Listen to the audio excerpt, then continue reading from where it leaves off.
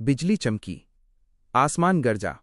द्वारका के विशाल महल के बाहर एक धुंधली परछाई खड़ी थी। फटे हुए कपड़े, कमजोर जिस्म, थकी हुई सांसें, लेकिन उन आंखों में एक अजीब सा राज था जो किसी की समझ से परे था।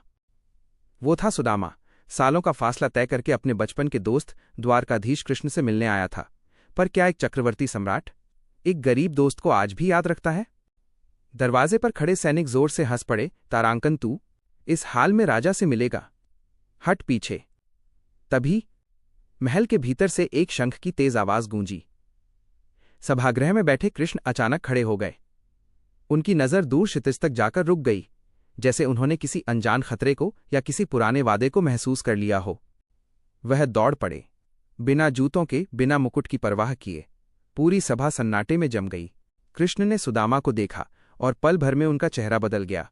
क्या वो सिर्फ खुशी थी या कोई गहरा राज जो सिर्फ वो दोनों जानते थे? सुदामा ने अपनी पोटली को बड़ी मजबूती से पकड़ा हुआ था। अंदर था सिर्फ सूखा चावल, या फिर उसके अंदर छुपा था किस्मत का लिखा हुआ कोई वरदान? कृष्ण ने मुस्कुराते हुए वो पोटली खोली, एक मुट्ठी चावल खाया और बिना कुछ कहे सुदामा को सीने से लगा लिया। अगली सुबह सुदामा जब अपने गांव लौटा तो हैरत की कोई सीमा न थी।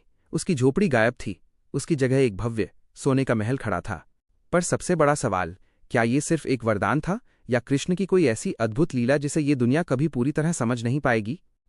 कभी कभी